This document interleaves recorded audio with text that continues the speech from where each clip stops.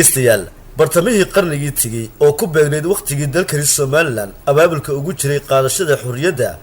kadib markii mustacmarkii Ingiriisku soo maamulayay muddo kor uga badan 70 sanadood higsiga ugu weyn ee mujtamaca markaasi shakhsi iyo shacbiba maankiisa ka guuxayay ee mudnaanta koobaad ay siinayeen waxay ahayd dhulkooda oo uu uga kaco Ingiriis gobonimada ay helaan calankoodana ka qotomiyaan ciidooda oo xora marka laga soo tago waxa tashiga kaasi hore u soo raaca ee marinayay maankooda sida taariikhdu ina barayso oo ahaa ka soko calanka isla baadi goobida shantii qaybood ee ummadaha Soomaalida sida Djibouti, Somaliland, Soomaalida, Ethiopia, Koonfurta Soomaaliya iyo NFD oo haatan ka mid ah wadanka Kenya waa himilo ay muddo dheer dhowrayeen gobonnimadii waxa ka go'onayd in maadaama ay xornimada inta kale curad Somaliland ugu tahay marka ay ka hanato Ingiriis inta laabada xigta u ahaato inay inta kale midnimo horseed ugu ahaato cirooliya caruur waxay taasi ahayd qadiyada ay ka midaysan yihiin iyagoon cidnaba ka qabin cabsi ku riixda amba ku kalifta iswaacinsiga amba iskaashiga cid kale ayaa dareenkaasi oo ay hagayso dabayl kalgacal Soomaalinimo aqlabiyada rabitaanka bulshadu keentay inay u hilowdo intii kale oo ay ka bilaabayso markaasi koonfurtii Soomaalida ee mustacmarkii Talyaanigu gacanta ku hayay haddii oo ay sidaasi aqlabiyada rabitaanka bulshada oo ku kala aroorayay saddexdii xisbi ee waagaasi jiray oo ahaa kacaynkaaya haddana axsaabta qaarkood iyo in kale oo ka mid ah in dheergaradka bulshada ayaa jiray oo iyagu arrimaha muraayad ka duwan aragtida ay badiba mujtamacu ku doonayaan israaca labadii dhinac wax uga muuqdeen kuwaasi oo soo jeedinayay inaan lala degdegine xornimada cagaha loo dhigo qaybahaas oo ka koobnaa waxgaradka iyo siyaasiyiintii xilligaasi kama marnayn doorkii hal abuuradii iyo hobladii walaalaha Hargeysa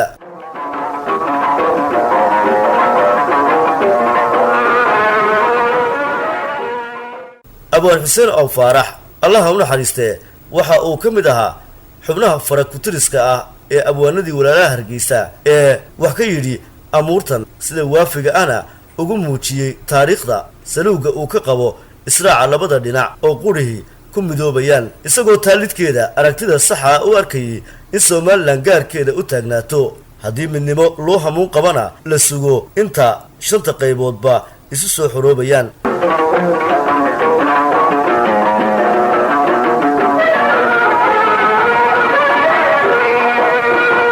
Allah ha u naxariistay Xuseen oo Faarax abuurkiisu waxa uu ka tarjumayaa xisbigii uu ka tirsanaa markaasi ee NUF oo isagu ka soo horjeeday in Soomaaliland lala midoobo isla markaasina isagu u soo bandhigay mujtamaca Somaliland inay xornimadooda ay ka hantiyeen Ingiriis gacanta ku haystaan Soomaaliya oo maamul hoosaad muddo badan iyadu lahayd ay heerkeeda oo kale soo gaaraan oo iyaguna maamul hoosaad samaystaan wax ka bartaan Ingiriiska oo ay hanaanka dawladnimada wax badan ka ogaadaan hase ahaatee axsaabtii kale ayaa iyagu isa soo taagtay oo ku diiday fikirkaasi iyagoo markaasi qoorsanaya xisbigaasi NUF oo isagu tartankii ku helay hal kursi oo kaliya taasna waxay keentay waa isirdigii iyo iscaabigii asxaabta u dhaxeeyay sida haatan ma muuqatee in danta guud ay ku lunto iscaabigaasi isla markaasina afkaaraha iyagu dhinaca togan u janjeera aan la kala dhageysan isagoo xisbiba kan kale doonaya inuu aragtidiisa fashiliyo ma oran karnaa haddaba xisbigaasi aragtidii uu qabay sanadii 1960 in loo soo noqday taasi oo inaynu mar labaad hantino goonina isu taagno inagu qaadatay waqti aad u dheer oo naf iyo maalba loo huray duruufo aad u qalabsanna loo soo maray aan soo gaabsha hadalkee heestii Xuseen oo Faarax inteeni kala maqan inaad xamar israacdaan haday isla ogolaateen idinkoo itaal daran waa la arki doonaa irid way banaante eedaadka soo mara umulba ilowday allow sahal amuuraha adiga aqoon leh codkuna waa Xaleemo Khaliif Cumar Magool inteeni kala maqan inaad xamar israacdaan haday isla ogolaateen idinkoo itaal daran arkidona irridu way banaante haddii aad ilowdeen waa iga ogaysiis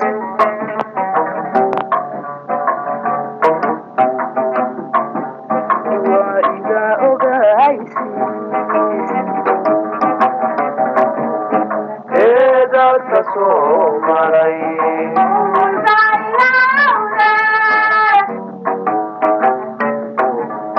allow sahal amuuraha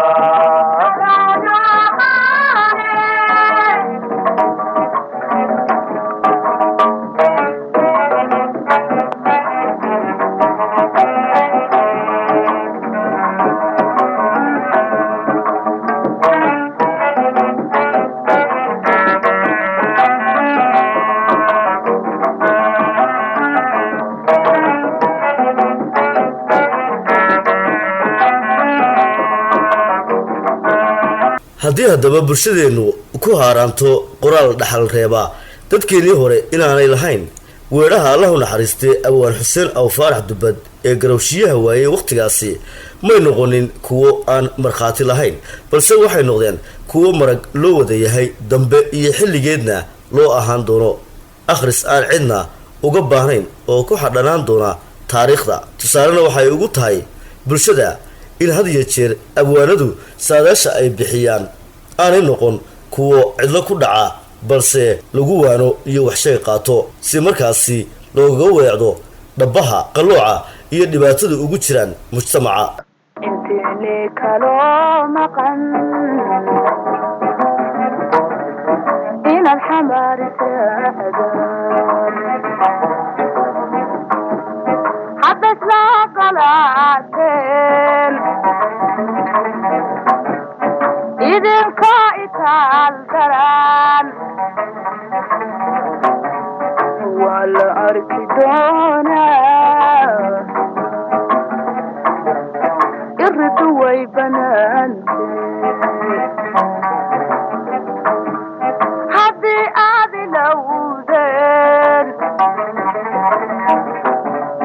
waa iga ogaysiis